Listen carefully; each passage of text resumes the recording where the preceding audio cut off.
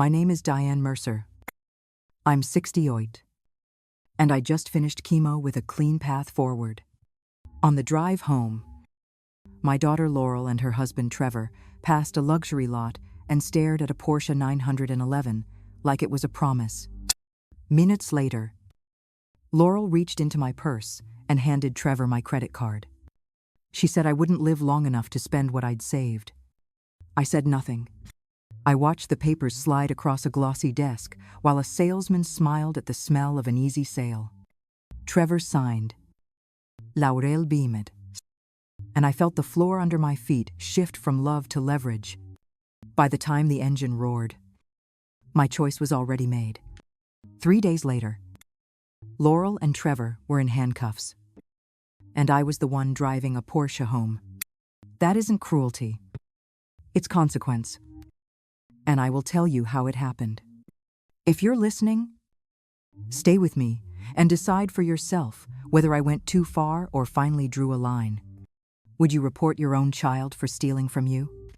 That afternoon was supposed to be a small celebration. Laurel had driven me home from my final chemo session, humming along to the radio, while Trevor talked about future vacations and long drives. For the first time in months, I almost believed we could breathe again. Then, as we passed Solstice Motors, Trevor suddenly slowed down, his voice tightening with awe. Under the Arizona sun sat a silver Porsche 911, polished like a mirror. Trevor whispered that it had been his dream car since he was 16. Before I could say a word, he turned into the lot, his excitement radiating like heat off the pavement. Laurel laughed, teasing him for acting like a teenager. But her smile never faded. Inside, everything smelled of leather and money.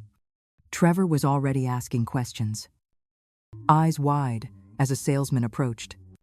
I watched him run his hand across the hood, lost in the fantasy. Then Laurel reached into my purse, took out my credit card, and handed it to him as if it were hers. "Use Mom's card," she said lightly. "She's got over 500,000 saved, and she won't live long enough to spend it." The salesman appeared the moment Trevor stepped out of the car, his smile polished as the showroom floor. He greeted Trevor like an old friend, praising his excellent taste while pointing out every detail of the Porsche, the pristine leather, the low mileage, the collector ownership. Laurel hovered beside him, laughing at his jokes, proud of his enthusiasm. I stood a few steps behind, invisible, watching my daughter and her husband act like they were the ones who'd earned that card. Trevor asked for the price, though he already looked sold. $78,000, the salesman said, with an easy confidence that came from knowing he'd already made the sale. Laurel nodded as if it were pocket change. My heart sank, but my mouth refused to move. I was still weak from treatment. My thoughts fogged, and yet some quiet part of me whispered, "Stay still. Remember everything." Papers appeared in neat stacks. Trevor signed each one, his handwriting getting bolder with every stroke. The salesman swiped my card, and I watched the small green light flash approved. The hum of the printer filled the silence, while the dealership camera above the counter recorded every moment. No one asked for my consent. No one even looked at me. When the keys landed in Trevor's palm, he grinned like a man reborn. Laurel clapped her hands, kissed his cheek, and called it a celebration of survival. I sat motionless, staring at the signature that wasn't mine and the card that was. I should have shouted. Instead, I let them drive the dream home, while I drove a plan that had already begun to form. Some debts, I decided, were better collected with proof than pity. That night, the house was silent except for the faint ticking of the old wall clock. I sat at me desk, the credit card still in my purse, its weight feeling heavier than any illness I'd ever fought. My hands trembled as I opened my laptop, but the fear that once ruled me had turned into something sharper clarity. I had been kind for too long. And kindness without boundaries was just permission to be used. My first call was to Olivia Park, my financial advisor of 6 years. She answered with warmth, asking about my treatment, until my story made her voice turn flat with disbelief. Within minutes, she froze the card, flagged the transaction, and opened a fraud case under my name because the purchase exceeded $50,000. Federal protocol would automatically involve investigators. For the first time in months, I felt control returning like oxygen to a suffocating room.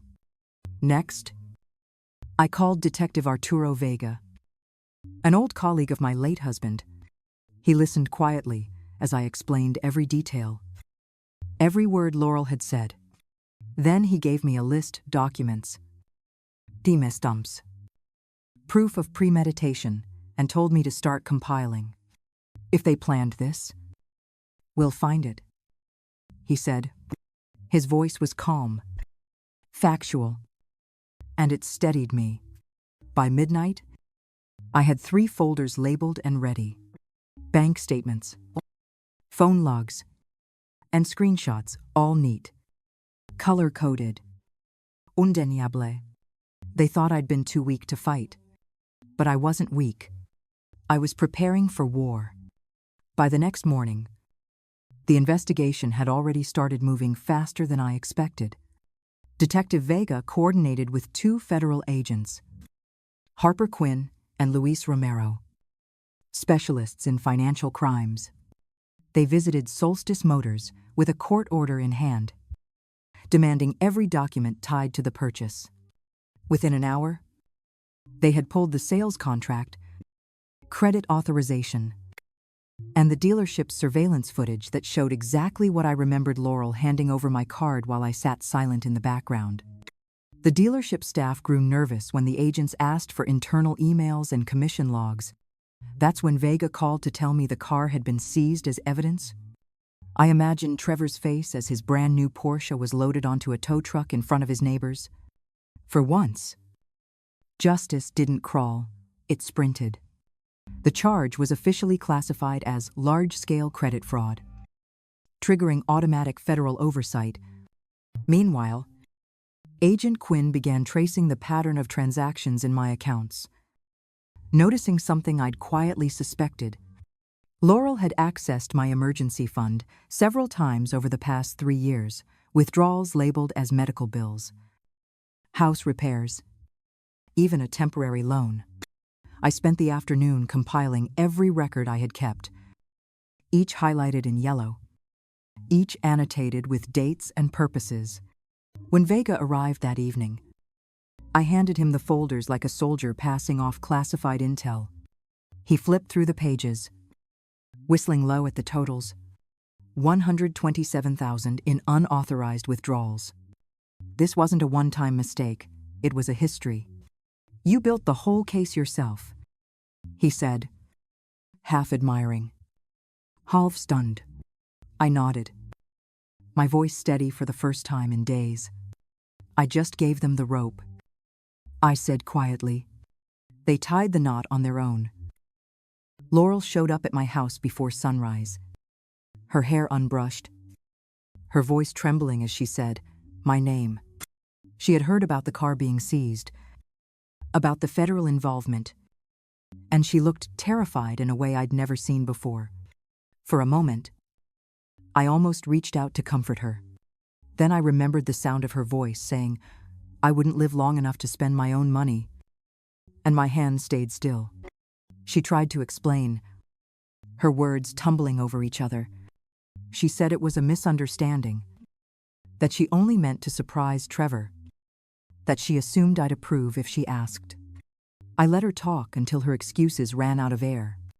When she finally went quiet, I said the words she wasn't ready to hear: that love didn't erase accountability, and that stealing from me wasn't a family favor. It was a crime. Her eyes filled with tears. She told me families shouldn't call the police on each other, that she'd only ever wanted to help me through my illness. I looked at her, really looked at her, and saw how dependency had replaced love, helping me. I said softly, "Isn't the same as controlling me. You stopped asking because you started believing my gratitude was a debt." Laurel's voice cracked as she asked if I was dying. When I told her my oncologist expected me to live another 20 years, she blinked like she'd misheard me. The realization hit her that her plan had been built on a lie she'd told herself about my future. I told her there was still a chance to make things right, but not by pretending this hadn't happened. She needed to learn that survival changes people, and I wasn't the mother she could manipulate anymore. She left without hugging me, the door clicking shut like a verdict. In the silence that followed, I felt the ache of loss, but it wasn't cancer this time. It was the death of my willingness to be taken for granted. 2 days later, Detective Vega called with a new layer of truth that made everything uglier. The agents had gone through Solstice Motors' internal communications and found messages between Trevor and Kendra Lowell, the dealership's finance manager. They weren't just business emails, they were flirtatious, personal, and full of hints about a bonus if Trevor could push the deal through quickly. Attached to one message was a transfer record labeled Consulting Incentive, paid directly to Kendra's private account. The photos came next. Security cameras behind the dealership showed Trevor meeting Kendra in the employee parking lot after closing, their heads bent close together, his hand brushing her arm like they'd shared more than numbers. Vega's voice was calm when he told me this, but I heard the weight behind every word. It wasn't only fraud anymore, it was conspiracy. And Kendra had just become part of it. When Laurel learned about the affair, her world cracked. She'd believed she was saving her husband from disappointment, not financing his betrayal. The agents now had leverage an affair, a kickback, and a fraudulent transaction all tied together. For me, it was more than evidence. It was confirmation that greed rarely travels alone. It always brings someone willing to lie for company. When the agents confirmed the fraud and the affair, I knew exactly what to do next. Laurel and Trevor were desperate, terrified of prison, and willing to listen for the first time in years. I invited them to my house, the same living room where they'd once bragged about their dream car, and placed a folder of documents on the coffee table. Inside were deeds, investment records, and an account statement from a trust fund my late husband had left for Laurel money she never knew existed. Her face went pale as she read the numbers. The trust held $180,000, and the land he'd bought decades ago in Sedona was worth another $200,000. Together, it was more than enough to cover restitution and still leave her a safety net. I told her she could use it, but only under 4 conditions: full repayment of the stolen $127,000 plus penalties within 30 days, a written confession of theft, mandatory financial counseling, and permanent removal of her access to my accounts. Trevor agreed instantly. But Laurel hesitated, asking what would happen if they refused. I met her eyes without blinking. If they walked away, I'd donate the entire inheritance to the Phoenix Children's Hospital in her name, and they'd face the full federal sentence alone. The silence that followed was long and heavy. In that moment, Laurel finally understood that my forgiveness had limits, and that this wasn't just revenge, it was education. Written in the only language they respected: consequence. The conference room at the federal building smelled of paper and disinfectant, the kind of place where truth and lies were measured in signatures. Laurel and Trevor sat across from me, pale and worn, while Agents Quinn and Romero outlined the settlement terms. Kendra Lowell had confessed to accepting a kickback and was facing disciplinary action, which strengthened the case against them. I stayed quiet, as the agents explained that restitution and cooperation could reduce their charges from felonies to supervised community service. Laurel's hands shook as she signed the repayment agreement. Agreeing to liquidate the Sedona property and transfer the trust funds, Trevor followed, eyes down, his voice barely a whisper when he said he was sorry. The sound didn't move me. Remorse born of fear never does.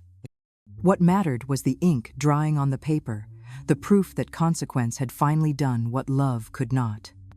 As I left the building, the afternoon light felt cleaner somehow.